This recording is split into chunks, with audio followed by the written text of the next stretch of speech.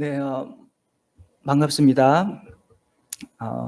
이렇게 우리 임마누엘 교회에서 어, 선교사로 일하고 있는 김형수 선교사입니다. 오늘 이렇게 얼굴들을 제가 잘 모릅니다.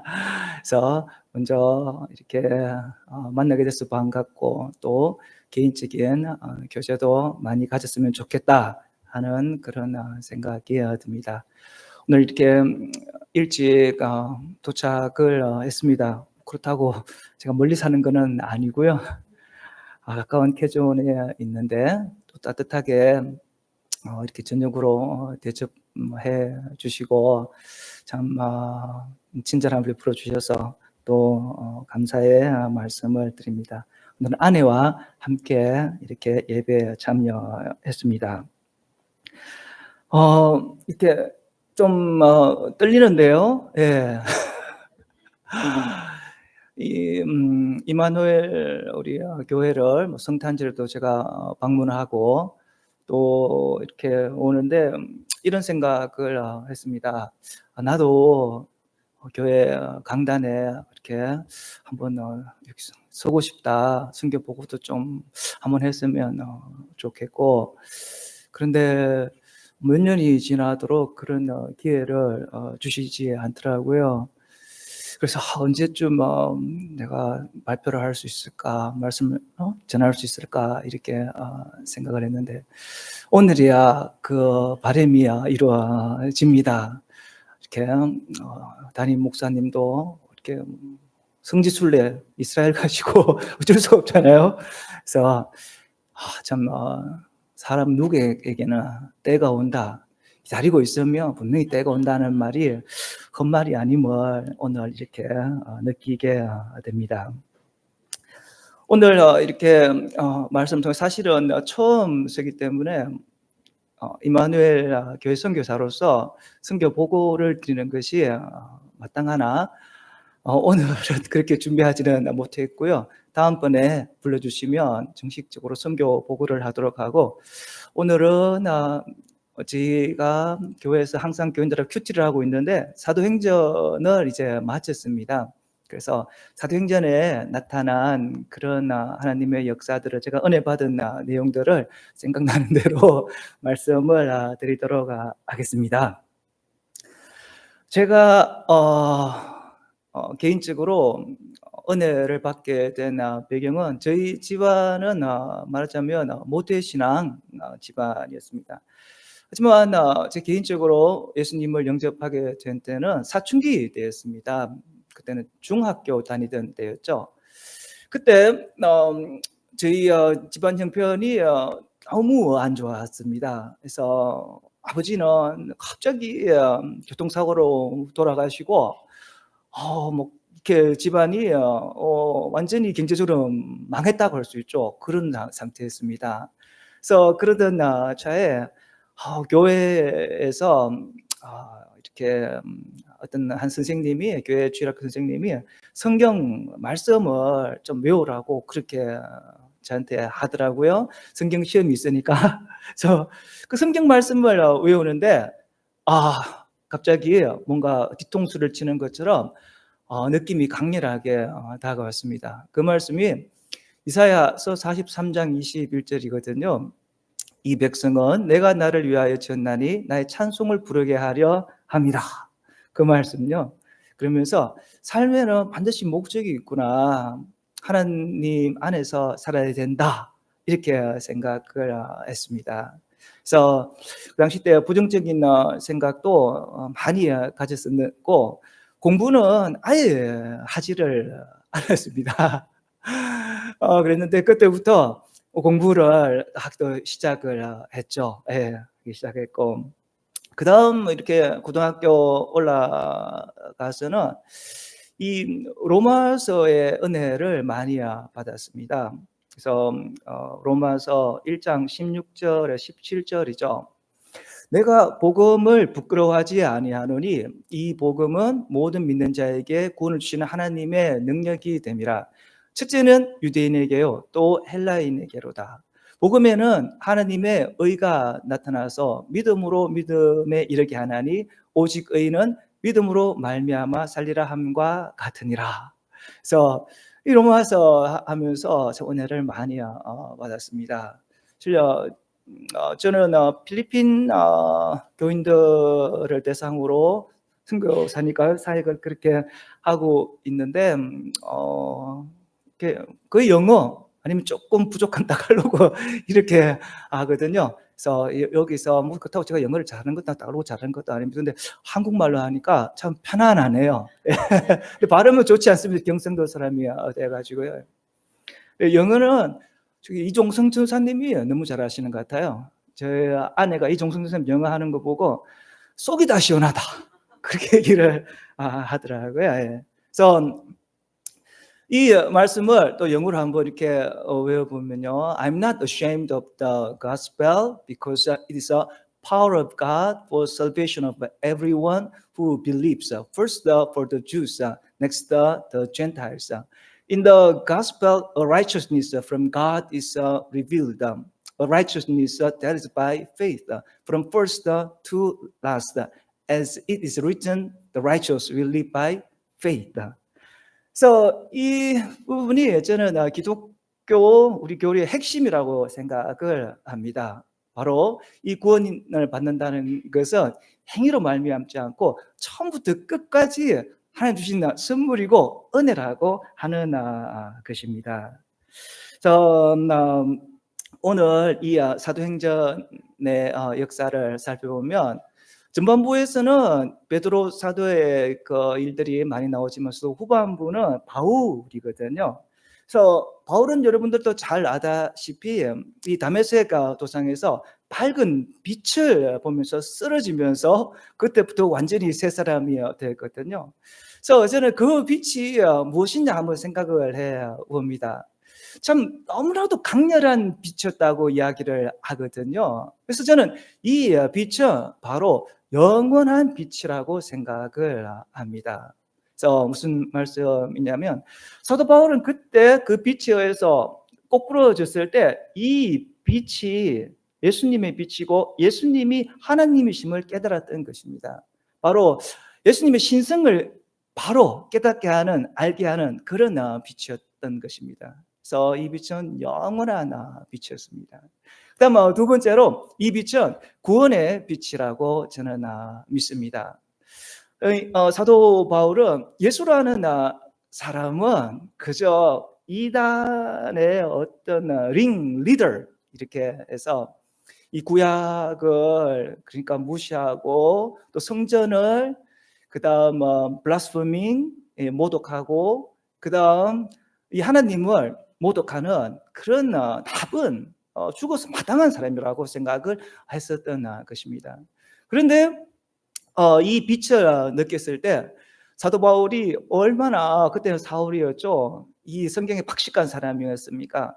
아무리 생각을 해도 이 예수와 이 구약의 예언하고는 연결될 수가 없는 부분인데 그 당시 때 그는 구약의 모든 예언들이 예수님을 향하고 있다는 것을 느낄 수가 있었던 것입니다. 그래서 마치 떨어진 퍼즐 조각이 다 맞춰지는 것처럼 그는 그렇게 느꼈던 것입니다. 이 구약에 있던 그런 희생 제사를 드려서 하나님께로 나아간다고 생각을 했는데 그게 아니다. 예수님이 모든 걸 다 이루셨구나. 바로 구원의 비침을 그는 느꼈던 것입니다. 그다음 세 번째는 이 빛은 사랑의 빛이었다고 생각을 합니다. 하나님은 사랑이시라. 예, 하나님은 사랑이시라. 어떻게 이 하나님께서 이렇게 낮은 몸으로 오셔서 그렇게 죽으실 수가 있을까? 사랑 아니면 설명할 수가 없는 것이었습니다.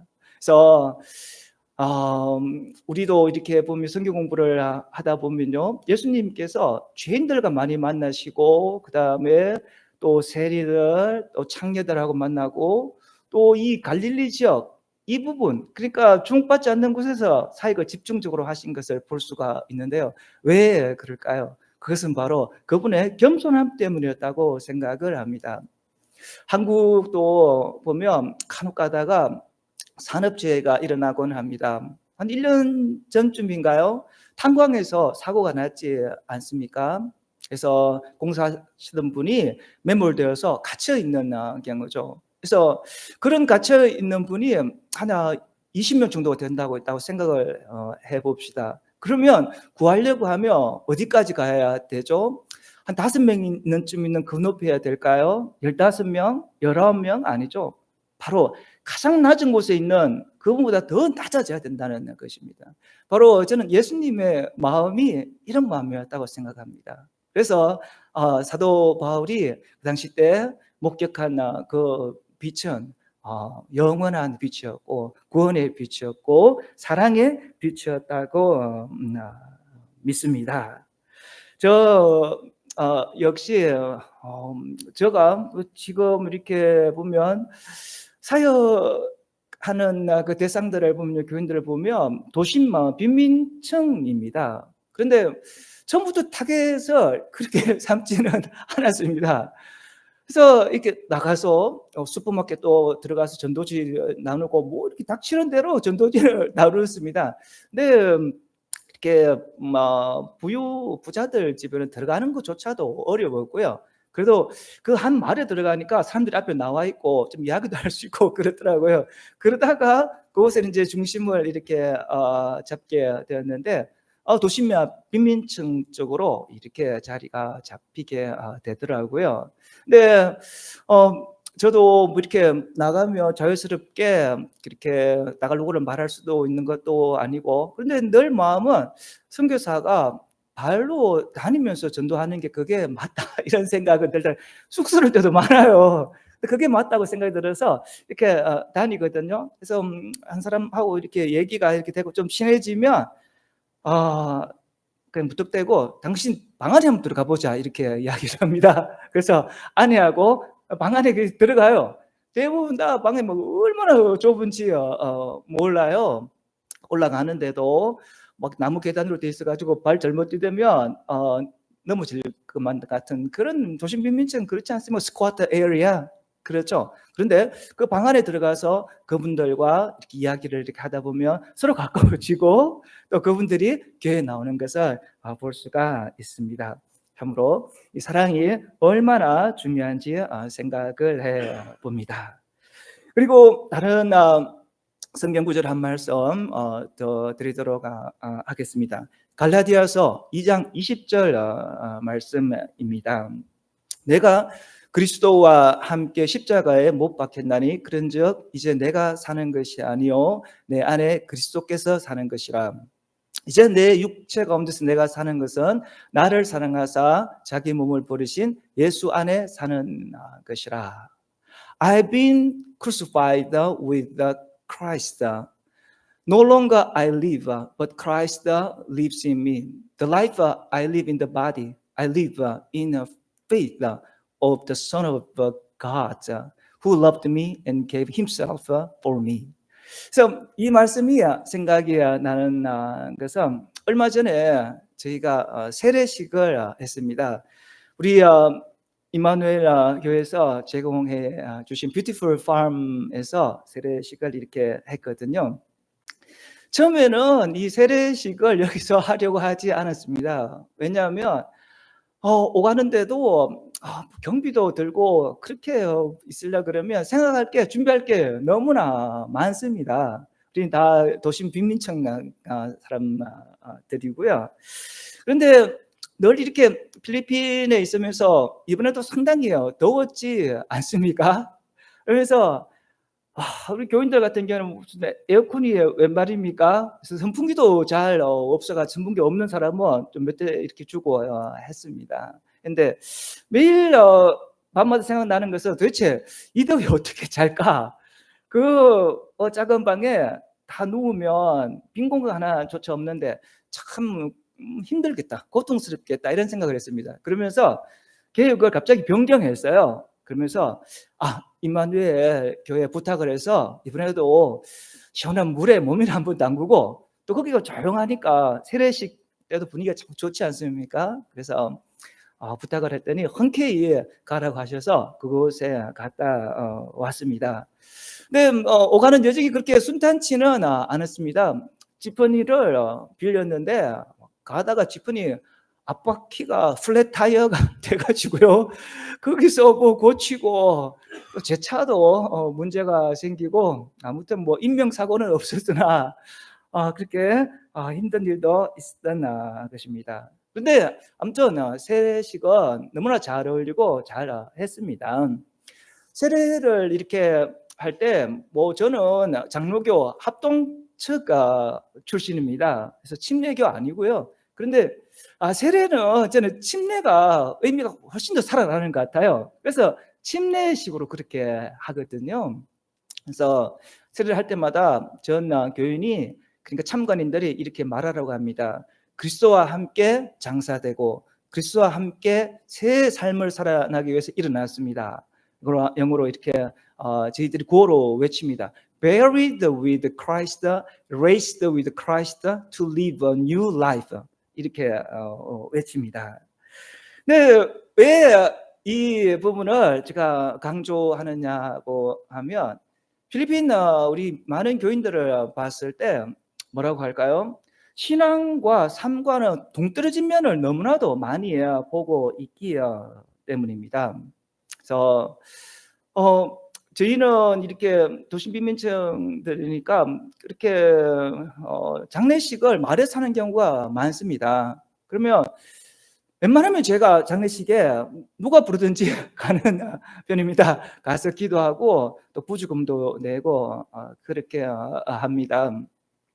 한 번은 교인 중에 아빠가 많이 편찮은 시대에 팬데믹 기간인데, 그래서 우리 교인 중에 차 있는 사람은 저밖에 없으니까요.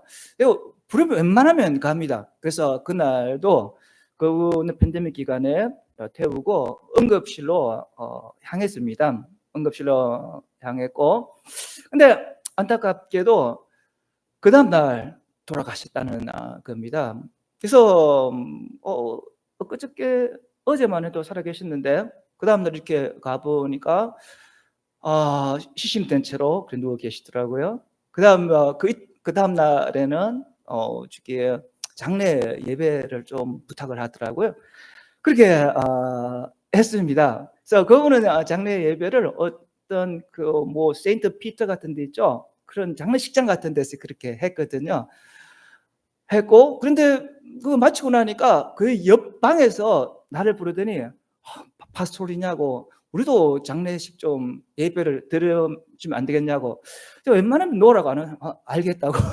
왜냐하면 거기 가서 복음이라도 한마디 더 할 수 있지 않습니까? 그래서 그렇게 했던 거죠. 근데 요즘은 좀 이렇게 오라고 하면 좀 보고 다닙니다. 무조건 예스라고 하지는 않습니다. 왜냐하면 그분들의 마인드가 조금 읽혀요. 어떤 마인드냐면 이 구원이라고 하는 것이 이렇게 천주교 쪽의 어떤 그런 생각들, 뭡니까, 신앙들을 가지고 이렇게 해서 죽은 사람도, 그러니까 어떻게 신부가 와서 뭐 성수 뿌리고 이렇게 하면 구원을 받는다, 뭐 연옥이 있어가지고 이런 데 바탕을 두고 있는 것 같아요. 그래서 그 이후로는 항상 이렇게 기회가 있으면 강조합니다. 신앙은 살아있을 때 가졌던 거, 믿음은 죽고 나서는 아무것도 바꿀 수가 없다고 제가 강조를 그렇게 하고 있습니다.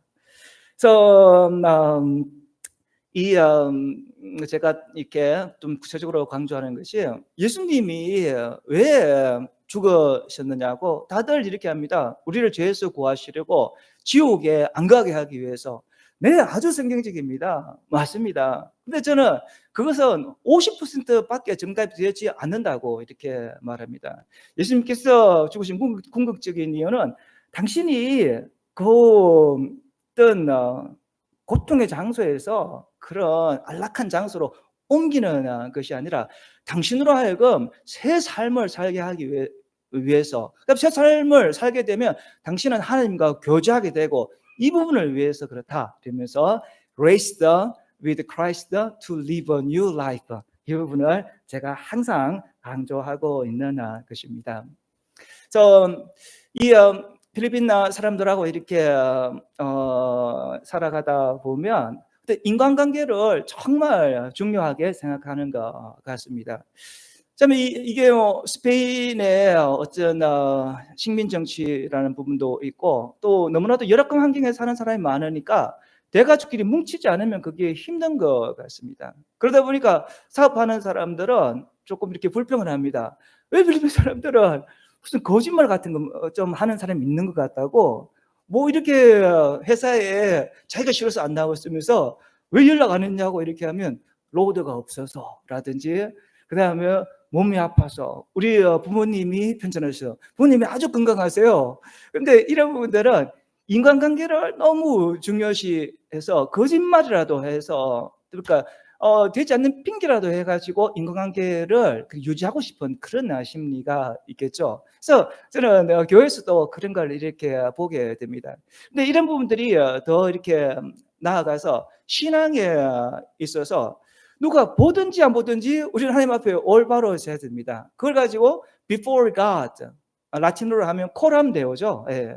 그래서 저는 여러분들, 우리는 이 코람 데오의 신앙을 가져야 합니다. 그래서 제가 단어 하나 또 합성을 만들어냈습니다. 뭐냐면 코람 따오. 따오는 따갈로그로 사람이란 뜻 아닙니까? 그래서 코람 따오의 신앙이 되면 안 된다. 코람 데오의 신앙이 되어야 된다. 이렇게 늘 강조를 하고 있습니다. 그다음에 우리의 구원이라고 하는 부분은 이 동전의 양면과 같거든요. 그래서 행함으로써 구원을 받는 것은 아닙니다. 구원은 먼저 우리에게 선물로 주어졌습니다.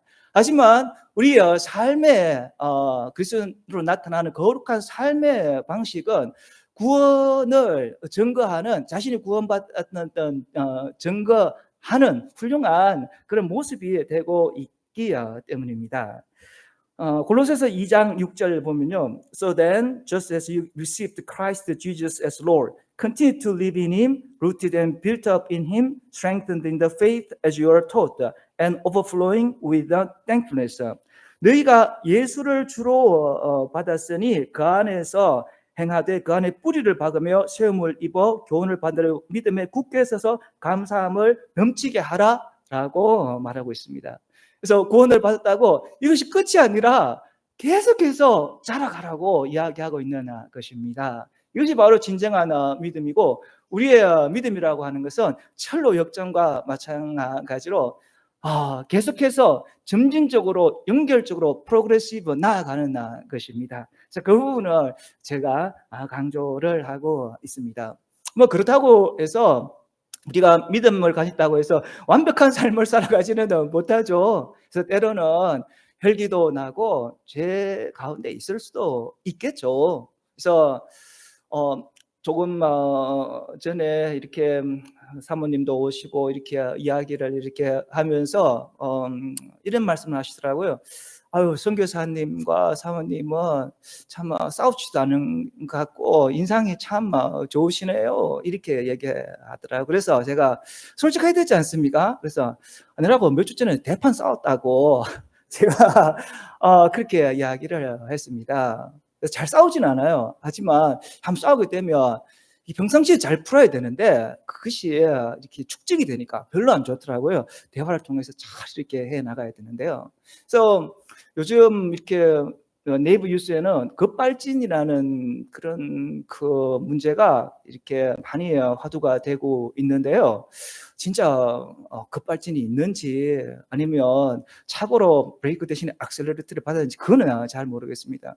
근데 우리 저와 제 와이프하고 이렇게 보면 이게 성격이 급발진인 거예요. 그것도 한쪽 차만 아니고 두 차가 그냥 급발진해 버리니까 이게 뭐 후유증도 엄청나고 심해요. 이게 뭐 여기 와서 뭐 솔직하게 말씀드리죠, 뭘 숨기겠습니까? 그런데 그런 부분들이 이제 그 부분만 보면 저 사람 무슨 선교사가 돼서 목사 안수 받아서 크리스찬이 뭐 저런 모습으로 사냐, 실망스럽다, 그렇게 생각할 수도 있는 것입니다. 근데 제가 말하는 그런 변화된 모습은 뭐 그런 일시적인 현상이 아니라 패턴을 말하고 있는 것이거든요. 그래서 우리가 막 1년 정도에 저하고 와이프의 모습을 이렇게 쭉 이렇게 보면 사랑하고 아껴주는 때가 더 많아요. 여러분들은 마찬가지인 것입니다. 그래서 때로는 감정이 욱해서 나올 수도 있지만서도 정말 이렇게 힘든데 나오셔 가지고 주일날 말씀도 하고 이런 부분들이 여러분의 삶 아닙니까? 그래서 이렇게 우리가 구원받은 자의 삶은 때로는 연약한 모습이 나타날 수 있다 할지라도 삶의 변화된 모습은 확실하게 나타나는 것입니다. 네.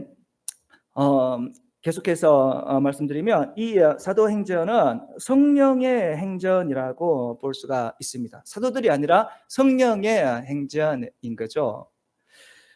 어 제가 지금까지 한 교회 그 필리핀 친구들을 대상으로 17년 동안 똑같은 사람, 똑같은 장소에서 그렇게 사역을 했거든요. 그러면서 무엇이 달라졌습니까? 과거에 비해서 이렇게 누가 묻는다고 하면요. 저는 이 교인들의 모습들이 많이 달라졌다고 저는 말씀을 드릴 수가 있습니다. 이 처음에 시작을 할 때는 그렇게 헌금도 거의 하지 않았습니다. 그래서 아내가 23살 때 저와 결혼을 해서 그다음 해에 뭣도 모를 때 확 데리고 왔거든요. 그래서 고생을 많이 했는데 그때 한국 음식을 전혀 만들지 못하는 것 같아요. 그래서 지금도 저는 한국 음식은 제가 아내보다 더 잘할 수 있다고 자신할 수 있습니다.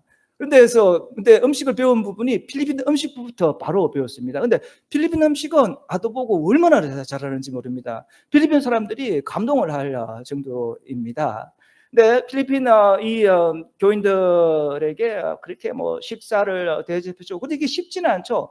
매주일마다 아내가 이 밥을 준비해 가지고 그렇게 하고 또 모일 때마다 우리는 이렇게 밥도 잘 못 먹고 다니나 싶어 가지고 뭘 이렇게 밥 같은 걸 그렇게 해 주든지 사 주든지 하거든요. 아내가 참 이렇게 많이 힘들었습니다. 그다음 또 함께 할 수 있는 그렇게 마음을 터놓고 할 수 있는 그런 동역자도 사실은 없었던 것 같습니다. 근데 지금 17년이 지난 이때 이렇게 보면 주일학교 때 있던 그런 아이들이 이제 성장을 한 거죠. 그래서 그런 친구들이 이제 회사에 들어가게 되고 여러분들 뭐 아시다시피 필리핀 이렇게 일용직 뭐 이렇게 임금비가 세진 않지 않습니까? 근데 11조를 내고 있습니다. 예, 11조를 내고 있고 또 어떻게든지 주님 앞에서 일을 하려고 그렇게 합니다. 오늘도 보면 제가 부르지도 않았습니다. 그런데 저희 이제 교회가 이렇게 낮은 지역에 있고 또 홍수가 나기도 하고 더러울 때가 굉장히 많습니다. 그런데 와 가지고 청소하고 싶다고 이렇게 나옵니다. 그다음 교회에 밥할 일 있으면 무조건 나를 부르라고 이런 교인들이 있는 것입니다. 그다음에 그 이제 청년들 중에 한 명은 지금 저랑 10년 이상 그렇게 사역을 같이 했는데 저희 교회에서 신학교를 보내서 졸업해서 부교역자로 이렇게 뭐 제가 몇 달 없어도 이렇게 잘 사역을 하고 있습니다. 또 몇몇 청년들은 토요일, 금요일 되면 이렇게 와서 교회에서 잡니다. 주일을 준비하기 위해서 아침부터 그러니까 8시 반부터 해서 끝 오후 때까지 이렇게 사역이 있으니까요. 그래서 그런 부분을 보면서 지금은 필리핀 교인들을 통해서도 많이 이렇게 저는 위안을 받는 편입니다. 이것이 보면 바로 성령께서 움직이시기 때문에 선교 사역을 하시기 때문에 저는 가능한 일이라고 믿습니다. 그리고 제가 이렇게 처음에 왔을 때 필리핀에서 선교 사역을 하러 온 것이 아니라 신학교에서 공부 좀 하고 되돌아가려고 이렇게 했습니다. 그런데 갑작스럽게 신학교에서 사역을 하다가 이것도 선교 사역이 필요한 곳이구나 저는 그렇게 판단을 했습니다. 왜냐하면 십자가는 너무 많은데 예수님에 대해 성경 말씀에 대해 너무 잘 모르는 겁니다. 그래서 교회를 시작하자 이렇게 했습니다. 그런데 이 부딪히는 부분이 많았습니다. 왜냐하면 그렇게 하려고 하니까 교회 장소도 있었으면 좋겠고 뭐 비자도 연장해야 되고 또 이렇게 아이들 3명 있는데 학교도 보내야 되고 이게 부딪히는 부분들이 너무 많았습니다. 정말 사역을 해 나가야 되는데 최소한 좀 의식주 이런 부분에서 너무 좀 힘들게 고달프게 있지 않았으면 좋겠다, 이런 늘 마음이 있으면 진짜 눈물 나게 힘들었던 것 같습니다. 그런데 어느 이렇게 순간에 저는 이 이마누엘 교회와 아는 분이 아무도 저는 없습니다. 근데 이 코스타를 한번 갔더니 조 목사님 한번 이렇게 만나게 되고 어떻게 이렇게 연결이 된 겁니다. 그렇게 해서 이마누엘 교회에 그런 전적인 지원을 받게 되었습니다. 지원을 받게 되는데 규모에 좀 놀랐습니다. 최대였습니다. 최대. 그러면서 그렇게 지원을 받고 이러니까 아내가 이렇게 툭 튀어나온 말이 목사님 이제 우리 경제 걱정 안 하는 거예요? 이렇게 이야기를 이렇게 하더라고요. 예. 그래서 그 다음에 이렇게 해서 임마누엘 교회에서 지원이 끊어진 때도 있었어요. 또 연결이 되고 뭐 이렇게 했었는데요. 또 이런 부분들도 봤을 때 이 사도 바울이 사역을 하면서 이 빌립보에서 루디아라고 하는 자주색 뭡니까 비즈니스 우먼을 만나기도 하고요. 성령의 은혜 가운데서 성령님께서 다 주장하시고 필요한 것을 공급하신다는 것을 철저하게 저는 느낄 수가 있었습니다. 그래서 또 우리 교회에 지금 보면 이렇게 나아가는 그런 부분도 성령께서 비전을 반드시 이루어질 줄로 저는 믿고 있습니다.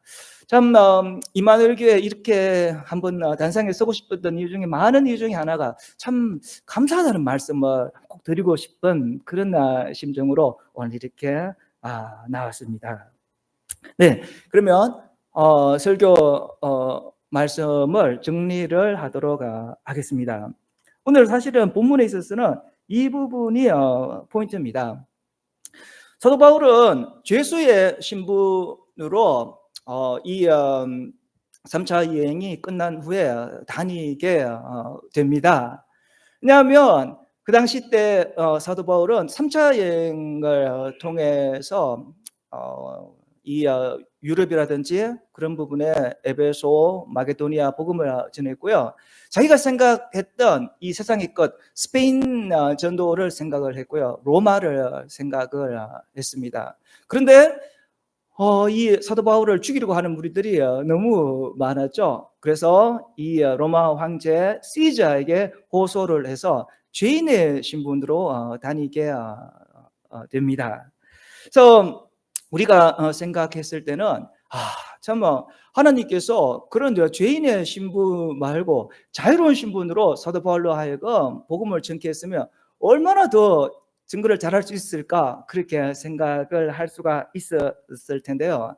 하지만 사도 바울의 경우는 특별한 경우였습니다. 그래서 감옥이라고 하는 부분도 거의 가택 연금 정도에 불과했고 만나는 사람들을 자유롭게 이렇게 만날 수 있고요. 또 로마의 군인들로부터 그런 돈도 안 되고 호의를 받을 수 있는 그런 신변 보호를 받을 수 있는 그런 기회를 갖게 되었기 때문입니다. 또 한 가지는 뭐 이렇게 여러분들 같은 경우에는 이렇게 고위 공직자들을 자연스럽게 만날 수 있는지는 모르겠습니다. 어떤 분들은 잘 만나시고 이렇게 하시던데요. 근데 저 같은 사람이 예를 들어서 바람가의 캡틴을 만나는 것도 쉽지 않습니다.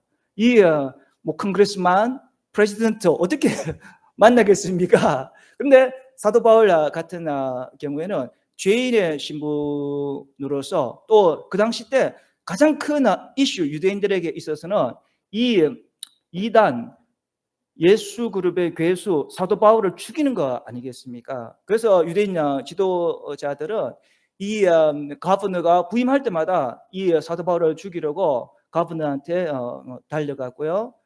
이 사도 바울은 왕 앞에서 또 이 가버너 앞에서 고위 공직자들 앞에서 말씀을 전가하게 됩니다. 그래서 모양새는 그런 코르트 재판하는 곳이었지만서도 그가 얼마나 그 가운데서 고위 공직자들한테 복음을 나누었겠습니까? 포인트는 바로 이것이라는 것입니다. 그래서 오늘 이 사도 바울이 이 왕 앞에 섰습니다. 헤롯 아그리파 2세입니다. 그래서 이 유대교 실정을 이렇게 잘 아는데요. 사도 바울이 이렇게 증거를 합니다. 내가 어떻게 밝은 빛을 보았고 예수님의 부활과 십자가를 증거를 합니다. 근데 아그리파 왕이 가만히 듣고 있으니까 기분이 좀 상하거든요. 그러니까 이 사도 바울이 증거하는 건 다 모습이 무슨 자기를 풀어달라고 변호하는 것이 아니라 복음을 전하고 있는 것입니다. 그러니까 아그리파 왕이 한마디 하죠. 너가 참 학문이 많아서 너 미쳤구나. 너 이렇게 짧은 시간 안에 나를 그리스도인으로 만들려고 하냐? 이렇게 지금 말을 하죠. 그러니까 사도 바울이 대답을 합니다. 짧은 시간이든지 긴 시간이든지 나는 당신뿐만 아니라 이 모든 사람이 나와 같이 그리스도인이 되었으면 좋겠다. 단지 이렇게 속앞에 찬 상태만 빼고 이렇게 담대하게 복음을 전했던 것을 볼 수가 있습니다. 그래서 오늘 우리가 이렇게 보면 복음을 나누고 싶은데 많은 제약들이 있습니다. 나는 회사 일이 너무 바쁘고 또 지금은 또 뭐 몸이 좀 힘들기도 하고 또 뭐 경제적으로 어렵기도 하고 이런 제약들이 있을 수가 있습니다.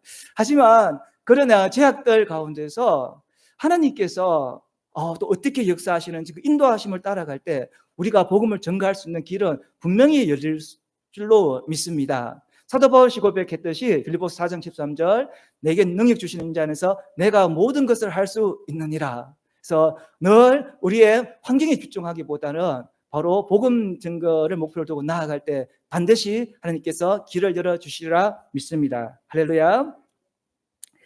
2차 세계 대전에서 연합군이 독일군을 물리친 결정적인 계기가 되었던 그런 전투는 노르망디 상륙 작전이었습니다. 프랑스의 노르망디를 연합군이 공수부대, 해병대 이렇게 해서 많은 사상자가 났지만서도 점령을 했던 것입니다. 여기에서 나온 영화들이 라이언 일병 구하기라든지요, 내지는 퍼시픽, 또 밴드 오브 브라더스 이런 부분을 배경으로 하지 않습니까? 그래서 이 전투를 성전으로 이끈 후에 연합군은 1945년 5월 8일에 독일의 항복을 받아냈습니다. 그 다음 9월 2일 같은 해 일본이 항복을 합니다. 그런데 안타깝게도 이 항복 소식을 모르는 한 사람이 있습니다. 그 이름은 히로 오노다 소위입니다.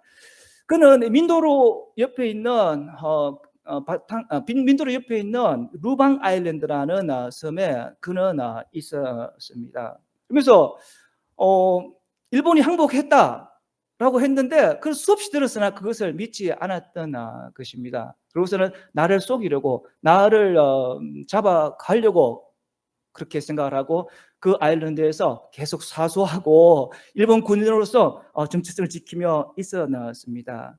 29년 동안 그렇게 있습니다. 이 사람을 배경으로 해서 영화가 나옵니다. 그래서 부제목은 10,000 Nights in the Jungle이라는 영화입니다.